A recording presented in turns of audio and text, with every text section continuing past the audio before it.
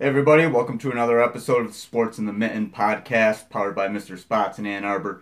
I'm your host, Adam Biggers. Follow me on Twitter at AdamBiggers81. It is Friday, November 3rd, day before Michigan and Minnesota. That's 7:30 on Fox tomorrow night at the Big House. I will be there. Michigan and Michigan State, or rather Michigan State and Penn State play tomorrow in East Lansing as well. We'll go over the Big Ten schedule. We're going to talk Michigan, Minnesota will be the focus of this podcast today, and answer your questions, obviously. I also want to talk a little bit about Michigan basketball. Got down there yesterday. I thought John Beilein was going at 240. It was 220, so I was only there to catch players. It was Duncan Robinson and Mo Wagner, and I just spent the whole time talking with Mo Wagner. So check out that interview. It's on my YouTube channel. Please like, subscribe, share, and I wrote a piece, guys. Right now, while I'm planning the next move, check out my new blog. It's called the Free Agent Blog.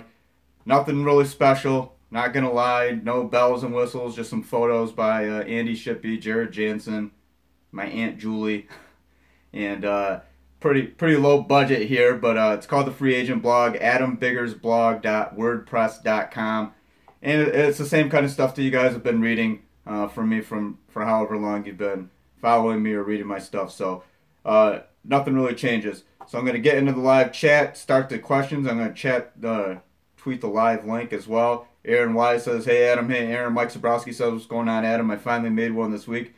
You did, Mike. Aaron Y says, "Sorry about your Dodgers, but glad JV got his ring." Mike Zabrowski says, "Love the Mo interview." Dan Kronk says, "Love the basketball is back." Real quick, guys, I'm gonna tweet this link. I don't want to say basketball is back yet. I'm still in football mode. But we can certainly talk about some basketball. So hold on, I'm gonna tweet the link right now, so everybody knows we're up. For those who don't subscribe, I take it you guys probably do subscribe.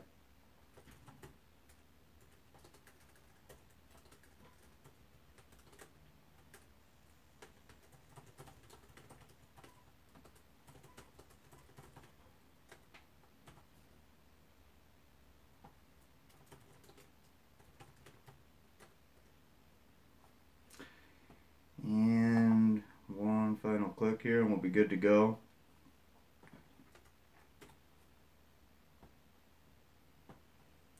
All right, there we go. So Aaron Wise says, "Yeah, it's still football." Yeah, and Aaron, yeah, about the Dodgers, it was hey, I think it was over. What I think it was bottom fifth. Yasiel Puig came up. He had two on, and two on, two outs. That was it. That was their chance. Give it up for Houston.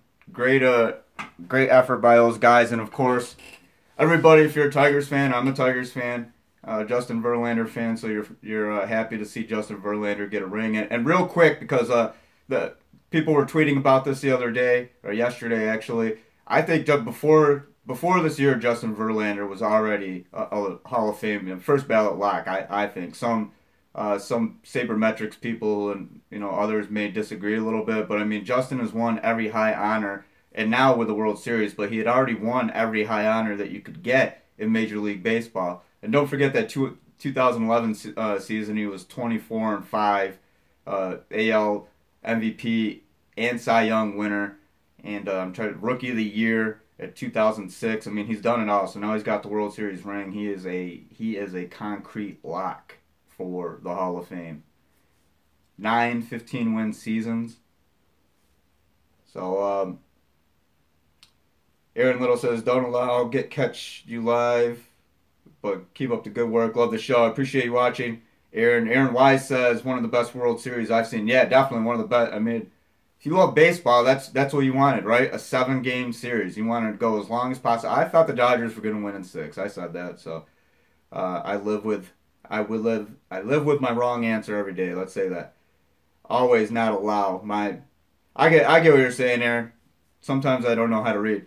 So any questions, guys, about Michigan, Minnesota? I want to go over some. We talked about this earlier in the week. I kind of left it at. We'll get to the players, who to watch, that kind of thing. So break down some stats. Michigan basketball, like I said, if you guys want to talk about that. I wrote a piece, Mo Wagner. Let's start with that real quick. Mo Wagner doesn't like to put expectations on himself. He doesn't like to predict anything like that. He's a wait and see kind of guy. So, but he does like Austin Davis and John Teskey. Both of those guys, I remember he was telling me John Teskey is a really good shooter, and I said, well, was that an overlooked aspect of his game? And he doesn't like that word either. Basically, it's he's excited for everyone to see what John Teskey can do, and Austin Davis too. He said Austin Davis really slimmed down last year during the Big Ten season.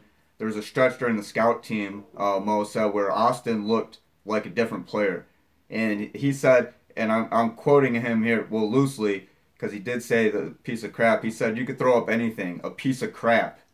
Austin would go up and get it and make you look like a superstar. So that's if you're a Michigan basketball fan, I think that there is a lot to be excited about. Really good battle right now at point guard position.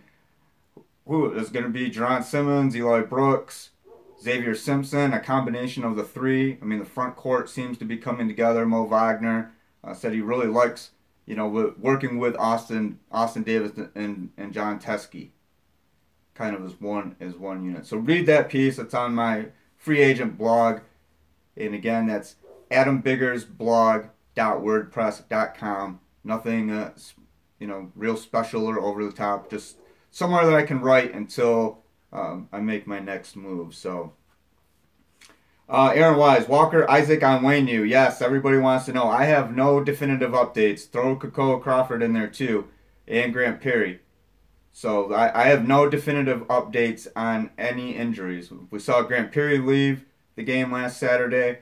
We saw Kareem Walker leave. That was an ankle, but that's about that's about the only thing anyone can confirm. So. Zach Bass says, and then as for Mike Onwenu and Ty Isaac, nothing definitive, Aaron Wise. Zach Bass asks, more Nico Collin, seems like a similar type receiver as Black, possible Thomas on offense. Thomas, who are you talking about? Mike Zabrowski says, so we lost to Iowa, Penn State, and Michigan State. All at night games. Do we have issues with night games in your eyes? Also, I'm a Bengals fan and we struggle at night. Is it frustrating for me? Have you been seeing Ryan Glasgow? Ryan Glasgow's lighting it up, I guess. I've caught a little bit. I've seen some highlights. Try to read a little bit up on I always like Ryan. So, Amber, are you talking about Ambry Thomas on offense? Zach? Sorry, I'm a little slow right now. As far as the night game problem, well, let's see. Penn State was on the road. Michigan State was at home. Iowa was on the road. The Michigan State one, I don't want to call it fluky because Michigan State won that game, bottom line. But, I mean, come on. If you're not at least thinking about the weather, I mean, playing a major role in that game. We only got to see really one half of football because the other two, the second half was equally rough on both teams. So, I mean, I don't know. I think about that a little bit. As far as a night game problem, I mean, I don't know. I think Michigan likes night games, and we've seen the under the lights Notre Dame. There wasn't a problem. I just think right now it is a beatable opponent. Night game aside, I mean, yeah, it'll be a cool environment, and literally cool. It's going to be kind of chilly. But this is a big game for Michigan. I think, I don't know if a lot of people talk about the Little Brown Jug rivalry, and that's one of those rivalries it's a rivalry, yes, but I mean it's not. I don't think Michigan looks at it in the same light as, playing Ohio State or playing Michigan State. That's just my personal thought. It's like one of those just old. I feel like it meant something a long time ago, but not really these days. Anyway, Zach Bass at Ambry, Airwise. I'm just going on a little rant here. Aaron Little says, Peter's under the lights. Good test for a young kid. 51% chance he starts, Aaron. Which I mentioned earlier in the week. Jim Harbaugh has never attached a percentage. Any type of, like when he's talking about the likelihood of someone starting. So I have to believe that it is Brandon Peters. And yeah, it's going to be a test. Absolutely. Zach Bass says he would love to see Ambry as a receiver, not just sweeps. Dan Cronk says looking like rain Saturday night in Ann Arbor as of now. Yeah, cold and rainy, Dan. I think the temperature is supposed to be like 44 at kickoff. I'd have to look again.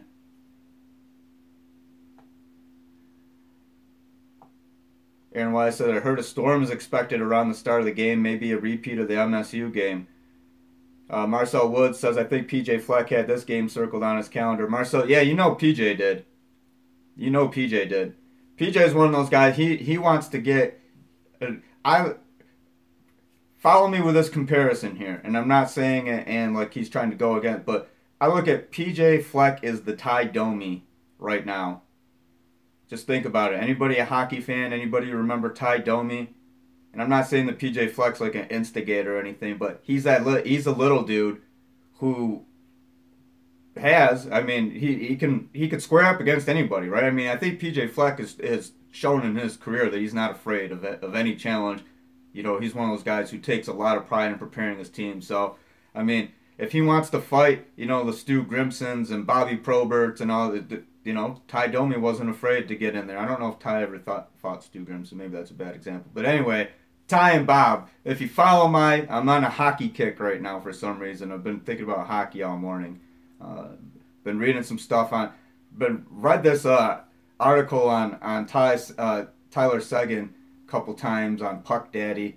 And been reading some other stuff by this Ashburn guy on Puck Daddy. Just, I don't know why. Anyway, but yes. PJ Fleck, I think if you want to equate it to a 90s NHL fight, PJ Fleck's Ty Domi, and we can look at is Jim Harbaugh, Bob Probert, you know, Urban Meyer, you know, those kind of guys. PJ stepping into the ring against those guys, and I don't think he's afraid. So anyway, Dan Cronk says if on Wayne News out Saturday, do we plug in Cesar Ruiz at right guard? Cesar would be one of the likely choices, but also maybe John Runyon Jr. or Nolan Aluzio. If you remember, Dan, they were at right tackle. But I mean, yeah, Caesar's got. Here's the thing with Cesar Ruiz, I see him only as a center or a guard. I don't see him on the outside as a tackle at all. Zach Bass is looking for passing to explode at the blocking holes or passing defense isn't the greatest. This is where Pep could showcase what he brings to Michigan. Mike Zabrowski says, I have not watched any of Minnesota. What are they good at? They could give us issues. Sorry if you touched on this. I haven't been available for your streams lately. No problem, Mike. Really, Minnesota. I think Minnesota's best game was that 30-27 loss to Michigan State. And this is a good time to get into the stats. There are some guys to watch. Demery Croft, your quarterback. He had a really good game against Michigan State. 11 of 20, 1 interception, 163 yards, 3 touchdowns. He was sacked twice. Other than that, there's nothing about his stats that really jump out at me. I mean, he's got 4 interceptions on the year. 4 interceptions, 4 touchdowns. He took over for Connor Rhoda. So I think the main point of emphasis of your Michigan's defense is looking at the running backs and receiving. Ty Johnson's a really good receiver. He had like 8 catches for 103 yards, I believe, against Tyler Johnson, 8 for 106 and 3 touchdowns against Michigan State. So receiving-wise, he's a guy to watch out for. Their tight end, Nate Wozniak, 7 catches for 104 yards on the year, but he hasn't really done anything since the Maryland game. I mean, he's had 1 catch for 8 yards, 2 catches for 18 yards in the past 4 weeks. So, but like I said, running back, that's the big one. And shutting down Rodney Smith. Rodney Smith's one of the best running backs in the Big Ten. He'll be all conference, I believe. He's coming off a 15 carry, 82-yard performance against Iowa. 19 for 103 against Illinois. 11 for 44 against Michigan State, which has one of the best defense and one of the best rush defenses in the country, believe it or not. Michigan State's defense statistically has held up. So 11 for 44 against Michigan State, which is, you know, their rush, Spartans' rush defense is getting a little bit of publicity right now. Michigan's rush defense, no question in my mind, is a little bit better.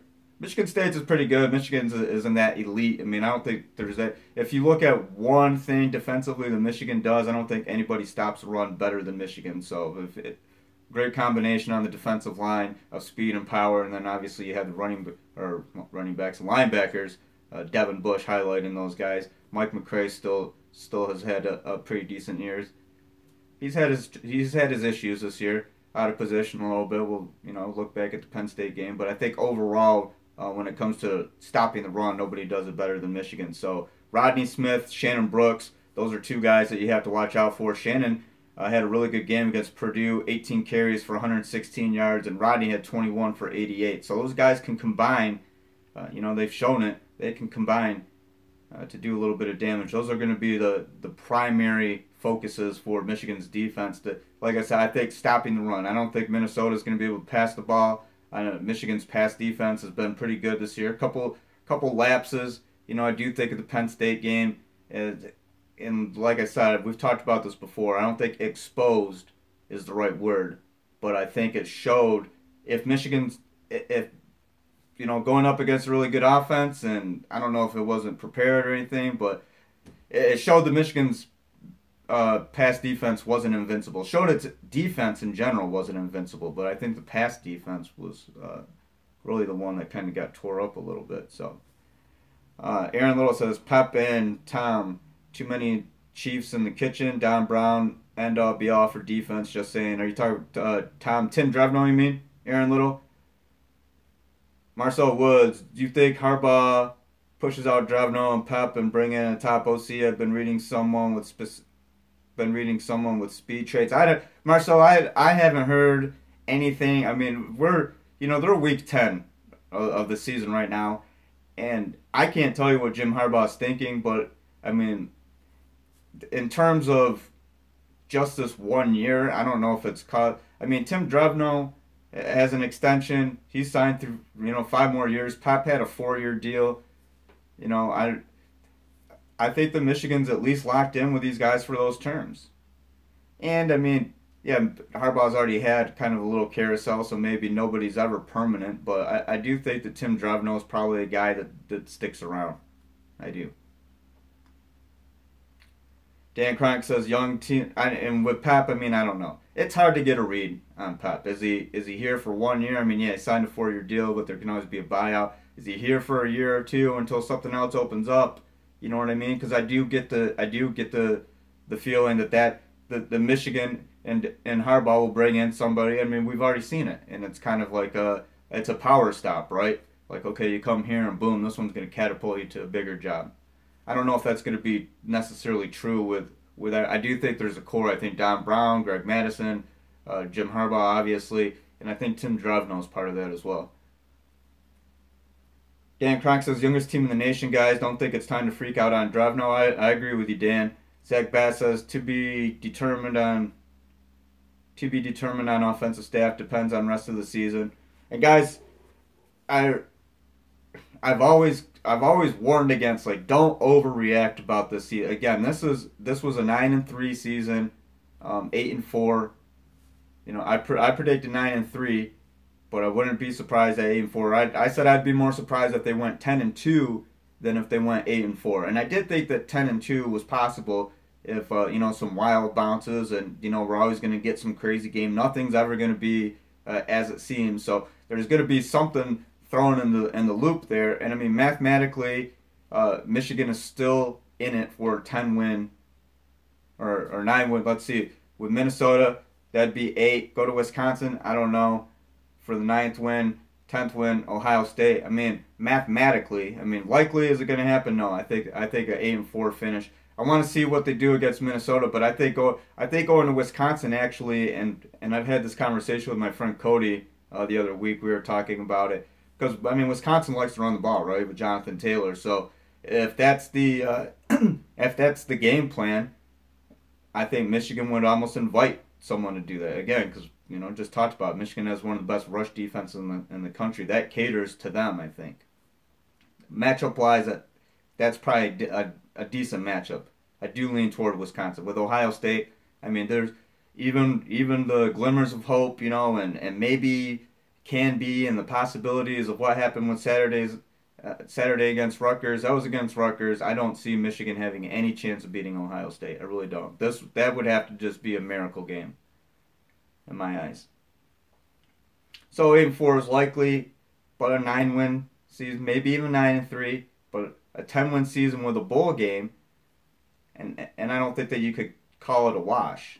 And I know a lot of Michigan fans at 5-2 wanted to call the season a wash. I know a lot are disappointed because Michigan's not even in the top 25 um, in the college football rankings or the AP rankings. So I mean, it's disappointing, I think, in those in those areas. But at the same time, like Dan said, you have to factor in this is a very young team. You have to factor in that this is Harbaugh's third year. It's not. I know people thought this was going to be like third year. It has to be championship run. I mean, I don't know. What are your expectations? I think if Harbaugh 29, I mean, we're looking at possibly three straight 10-win seasons. I don't see what there would be to complain about. Mike Zabrowski says, after we finally found an answer at quarterback, it seemed that the play calling was not the issue. Yes, it's only Rutgers. O'Korn even did. Well, and Mike, yeah, and on that same token, yeah. I mean, Brandon Peters had to face the same Rutgers team that John O'Korn had to face, and John O'Korn couldn't get it done against them. Um, I want to see, and like I said this the other day, I don't want Brandon Peters to get hurt. I never advocate for someone to get hurt. I'm not cheering for it, but I want to see how he reacts after he gets hit. I think that's a true test of a quarterback's mettle, his makeup, whatever you want to call his toughness. Get knocked on his butt a few times. Take some shots. I mean, Wilton Spate was a tough quarterback. I mean, John O'Korn was getting ragdolled, right? He was sacked like 16 times, 15 times. How do you bounce back from that? Some guys can, some guys can't. We saw again. I used Devin Gardner as an example when he was sacked 6 times at Michigan State. I mean, how do you mentally bounce back from that when you know that you're like essentially a mobile pinata? And John O'Korn was a mobile pinata, very much. Brandon Peters, I don't know if the offensive line just blocked better for him. I don't know. I can't explain that. But Brandon did pass the eye test. He did look really good against Rutgers. 10 for 14, 124 yards, a touchdown, 20-yard touchdown to Chris Evans. But he's still young, and again, I think Minnesota, that'll be a good challenge. If he does end up the starter, though, I think the true kind of test is okay, go on the road and see what you do at Wisconsin. Not many guys can do that in what would be their third start. I mean, that'd be huge, and again, I mean, that's one where you don't expect a redshirt freshman to go to Wisconsin, a top 10 ranked team. Wisconsin actually in the college football playoff number 9, 8-0. Go to Camp Randall and play. I wouldn't expect Brandon to win, but I mean, if he has some type of, at least has a decent game, that's a lot to build on. And then maybe can it give him, something, hosting Ohio State at the end of the year, being a home game, can it do that? I don't know. I mean, there's so many things that have to happen, ifs, ands, buts. But right now, the fact of the matter is that Brandon Peters, in my eyes, is the better quarterback than John O'Korn. And I don't want to say that I've been stubborn on Brandon Peters. I've always believed that there was a lot of logic and rationale behind these quarterback decisions. I don't think that they were sitting on Brandon Peters for the sake of sitting on Brandon Peters. I think the Rutgers game was always looked at as an opportunity. And Harbaugh said that, regardless of what happened Saturday, Brandon was going to play against Rutgers, and the team knew that. He told them that Monday. So John O'Korn struggled, really early against Rutgers. I didn't think we'd see Brandon in there so soon. But I think that they realize now, Rutgers was a time. Was it at Penn State? No. Was it when they were still able to win with John O'Korn? No. I do think that these decisions aren't made on a whim, and I do believe that when you look at how long Wilton Spate, it took Wilton to crack 3 vertebrae in his neck before John O'Korn got a chance. Other than that quick switch against Florida at AT&T Stadium. And then we had to watch John O'Korn struggle for a whole month before Brandon got his chance. So I do believe that there were gaps in at least, if not talent, because, I mean, athletic talent, certainly. I mean, you just watch Brandon throw the ball. You know he's got an arm. But I think there was a combination of athletic talent and mental aptitude, and being prepared. And in that regard, Wilton Spate led the way. John O'Corn was second. They were waiting on Brandon Peters, I think. And then circumstances have forced Brandon, is this quicker? I've always said, even in the beginning of the year, I thought that if we'd see, and this was assuming that Wilton Spate was healthy and the starter throughout the year, that Rutgers would be a game. So I think that we saw him and we were going to see him regardless, but he is being asked to do a little bit more given the circumstances at quarterback. And for those reasons, I do think it's, take a cautiously optimistic viewpoint. He does look good. There's no denying that. Dan Cronk says McCray is slow. He's 6'3", and speed is not his game. And Kindle is a key piece of this defense, especially as a leader. Dan, Tyree had some issues against Penn State. I mean, I think he had some issues in coverage against Rutgers, too. It was just kind of masked. I think the defense got tired, honestly, and they're not going to say this. Nobody has told me this, but I mean, my opinion is the defense got tired. I think the Penn State game wore them down a little bit. I think minus that one big play, the 65-yard touchdown by Janarian Grant, Michigan held Rutgers at 29 rushing yards if you exclude that run. I think that, the one big play by Rutgers, they buckled down a little bit, but I do think that these guys were a little bit tired. I do. And now, are they re-energized? Maybe mentally a little bit, because maybe in the back of their minds, they're like, okay, we have a quarterback now that could throw downfield. The offense sustain drives. I mean, if you're a Michigan defensive player, I mean, you've been on the field a lot this year. You've shouldered the entire load. Every single game this year, well, with the exception of Rutgers, but every single game this year has basically hinged on Michigan's defense, or had to hinge on Michigan's defense. The only way Michigan was going to beat Penn State if it had the defensive, play of the year and then got a little spark from the offense. I thought that was a race to 3 touchdowns. I mean, Florida defense, the Florida game, defense 2 pick sixes, or Wilton Spate threw 2 pick sixes, rather, I'm sorry. But, the defense kept Michigan in the Florida game after some offensive struggles. The defense wore down Purdue, right? And everybody was talking about how Purdue just put up a ton of points on Missouri. I think it's like a 55-3 win or something like that. It's a road win, SEC, and I thought, hey, maybe Purdue's got a little something going at offense. But it's always been Michigan's defense. Have they turned the corner? I don't think so offensively. I don't think you can say the Rutgers game signifies a sudden turn or change of events. But it does show, like, okay, with Brandon Peters, with a good blocking offensive line, there is a chance to get the ball. He spread the ball to 9 receivers. But don't forget this. They rushed for a season high 51 attempts and like 334 yards. So a lot of the credit, and I said this after the game, a lot of the credit goes to Michigan's offensive line and those running backs too. Don't forget that. But everything was right for Brandon. It was almost like going back to the spring game when everybody's talking about how great he looked in the spring game, and he did look. He looked good. He threw some nice balls. But that was like a controlled environment. This was not a controlled environment, but it almost felt like that, right? Brandon didn't get touched. So that is one of the big things I want to see. What does Brandon Peters do after he's been flattened? What does Brandon Peters do after a rough 3-and-out drive and he just got kind of ragdolled a little bit? That's what I want to see. If Brandon Peters can come out of that and still, brush it off, come out the next drive, lead a scoring drive, touchdown, field goal drive, something like that, then you have to say, okay, well, hey, this kid's got the mental side to it. He is tough. And it's like really the only gripe about it was that Jim Harbaugh said this, I've mentioned this a bunch of times, and actually Fox Sports, they emailed me, they're going to use this video, it's on my YouTube channel. Jim Harbaugh said he wanted Brandon Peters to be more vocal.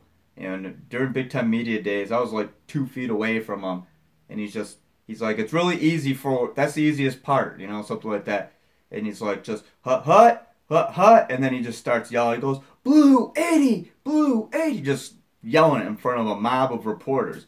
That's what he wants from Brandon. He wants him to be loud. Patrick Kugler told me that Brandon's really come a long way in that regard. So talent-wise, yeah, does he have the toughness? We're gonna see. I want to see what happens when he gets knocked around a little bit. Vocal, it's coming.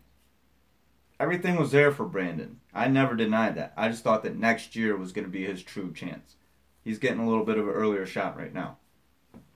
Zach Bass says, that's what I want to see also, Adam. Brandon being more vocal or more of my Jim Harbaugh Blue 80. Check out the video. It's on my YouTube.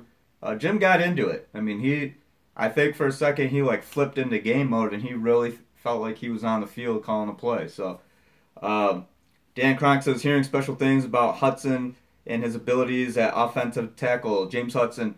Yeah, when he came in as a D lineman, people were really talking about him. So I think on both sides, offensive and defensive line, there's going to be kind of hidden gems with, at Michigan. I do. I think that there's going to, the defensive line especially, maybe not so hidden because we've seen Michael Dwumfor and Kwity Paye the past 2 weeks. They've combined for 2 sacks and 10 tackles.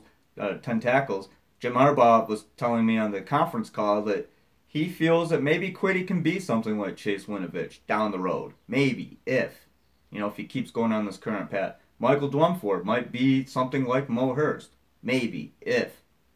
So check that out. That was my last article actually for FanRag, so check that out. That's on my Twitter at AdamBiggers81. What I'll do is I'll probably put some links or something like that, or just repost some of my recent FanRag stories. That Kwity Paye Michael Dwumfor, I did like, because Jim really went into detail about what he liked about them, and because I remember during the call I said, well, Jim, those are big comparisons. You usually don't compare guys, and he's like, well, not yet.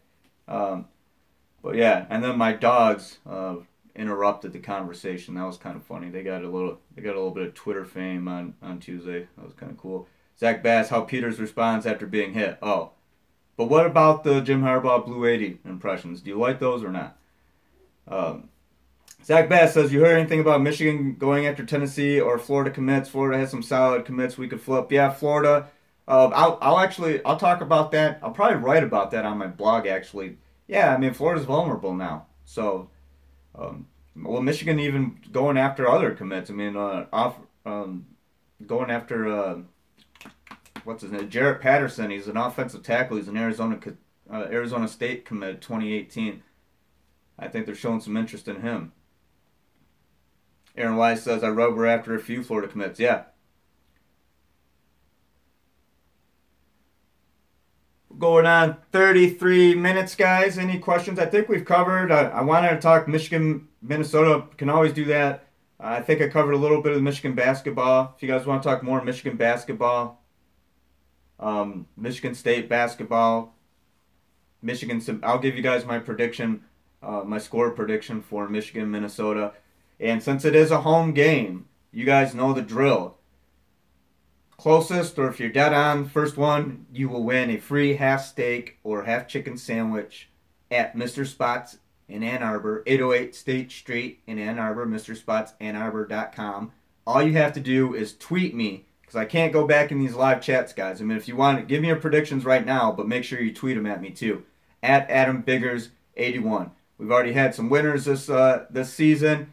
Want to keep it going. So my score prediction, Michigan versus Minnesota. I think that the Wolverines eke this one. Well, I don't want to say eke this one out. If there's going to be some weather involved, I can't imagine a smooth, completely smooth flow offensively. I think the weather impacts the offenses more than it does the defense, right? If you're a defense, they're not, and it's bad weather, they're probably not going to try to stretch the field through the air. So I'm going to go Michigan 24, Minnesota 7. That is my prediction. Aaron Wise says 24-13 Michigan. Aaron Little says 42-3. Good guys. Aaron, you got to be more specific than that. No, I don't know what you mean. Michigan. Aaron Little says 42-3 Michigan. Zach Baz says, could we go deep on their defense? Their DBs seem weak in the videos I've watched. No, Twitter, so 24-14. All right, Zach, if it's 24-14, I'll remember that, and we'll find a way to hook you up. Any more score predictions, guys? I'm going 24-7 Michigan.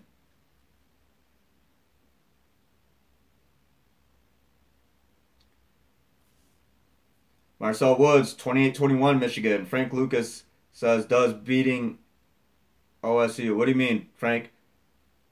Frank's going 28-7. Andrew Werner, 5-2 Michigan. A safety and a field goal. And then Minnesota gets a safety. It's going to be one of those games.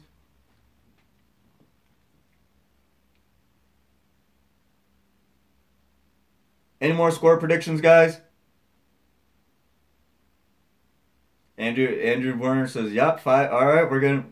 If it is 5-2, I am going to. I don't know, but I'll dedicate a whole podcast to how you are a clairvoyant when it comes to football. It's easy to predict like a 28-7 or a score like that. 5-2, you have to be seeing in the future. If it's 5-2, everybody ask Andrew Werner for some lotto numbers. Damian Kuhn says 35-9 Michigan. And don't forget, guys, Michigan's season high in points. Here's a bonus one. Who knows this? Season high in points. Who they scored against? You guys know this one. They were 2 points shy Saturday against Rutgers of setting a season high. Is that a good sign? Do they top? That's why I don't know if they're going to score more than 28. Given the weather. Minnesota. Aaron Wise 38. No, it was 36 against Florida. Robert Protzman 37 Purdue. No, that was 28-10 win, Robert.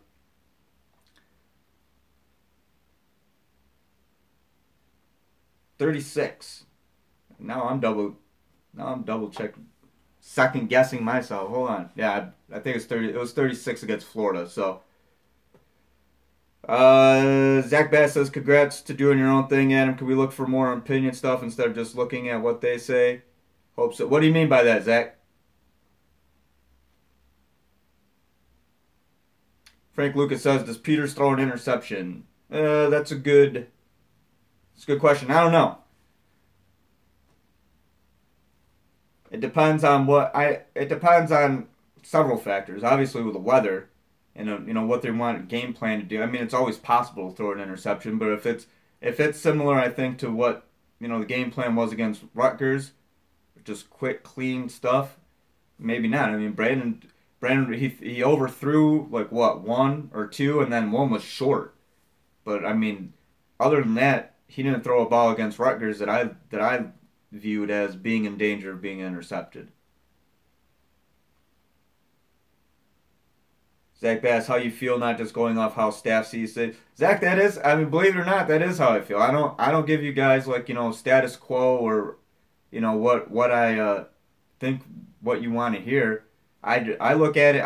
I look at things like through logic because I think that's the only way to make sense of sports. Because a lot of stuff doesn't make sense in sports, and even when you think that logic does, sometimes logic doesn't. But yeah, I mean, what I tell you guys on here and what I write, that is what I feel.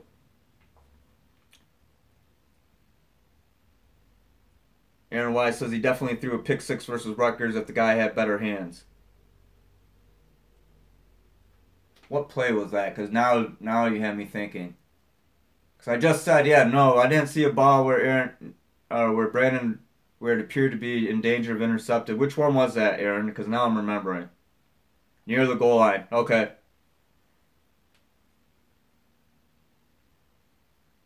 Was that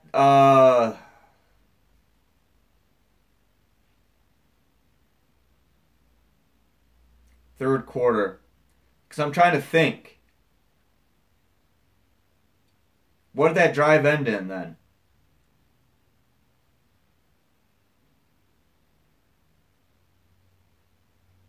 Okay, Robert. Yeah, no. Okay, yeah, great. Robert Protzman says slant route right before Chris Evans' touchdown, I think. I think you're right about that. Zach Bass says going off that Peter starts 100%, then right, not 51% logic. Okay, Zach, I'll give you that. Yeah, they say 51%, and I said, yeah, logic, you would assume because Jim Harbaugh. All right, I'll just come out and say it. I would be shocked if Brandon Peters doesn't start. There, Zach, you got me to say it. You got it. Is that what you want? Logic, though, like I said, I mean, I don't want to sit here and because I don't know for sure. You know, when things like last year when I said with all the stuff about Wilton Spate going to start and he will start against Ohio State and he wasn't injured and stuff like that. And you know, like MGO blog went after me and said I made it up. I knew, and that's why I tweeted he will start. I don't know for a fact if Brandon Peters will start Saturday. Jim Harbaugh said 51%. My logic starts kicking in and going, okay, well, he's never attached a percentage to a guy ever. He's never even really gave any inclination of, who's going to start. So, yeah, A and B equals C or whatever, connect the dots, 1, 2, 3. Yes, Brandon Peters, barring unforeseen circumstances, will be your starter Saturday. There we go. All right, Zach, I'm glad. I'm all about the people. I'm glad we could get that straightened out. And but speaking of people, Brandon Peters, let's just start calling him the people's champ, okay? Because I feel like he is right now Michigan's, for the fans, he's the people's champ. Am I right or not? I mean, Zach Bass says LMAO. Aaron Wise, yes, Marcel. Luckily, it wasn't as fake fans were giving up on Peters already. Marcel Wood says the safety who picked on O'Korn. Aaron Little says he saw the play. That's the difference between Peters and O'Korn.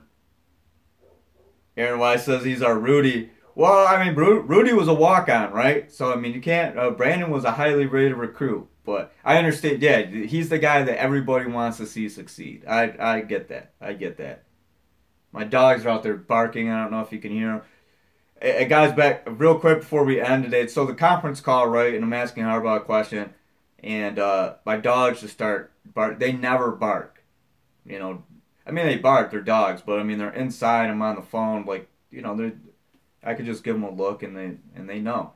Well, a squirrel was on the ledge outside of the window, and they just went like bonkers, right? Just and I'm trying to shush them, and Harbaugh says something like, what the dog say or something like that, and I'm like, yeah, I'm sorry, they saw a squirrel outside the window, and he goes, it's life happening, Adam, it's life happening, and I said, okay.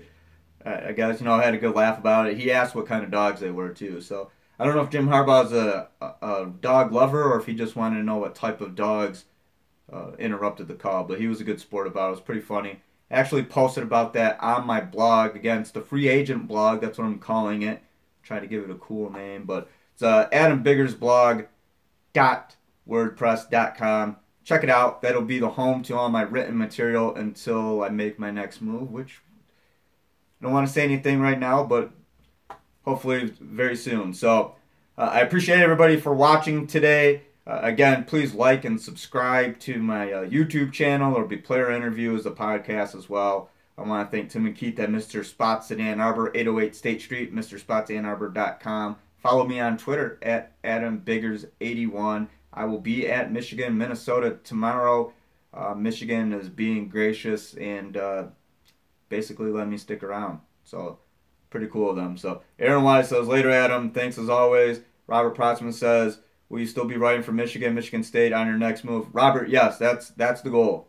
Yep. That's I don't want to talk about too much because nothing's set in stone yet, but yeah, I think that's what's going to happen. So, trust me, as soon as I have it all finalized, I will talk about it on the podcast for sure. Zach Bass says, thanks for being a good sport. Good show, Adam. 24-14. I appreciate it. All right, guys. Again, follow me on Twitter at AdamBiggers81. Any questions or comments outside of the podcast, tweet. I try to answer them.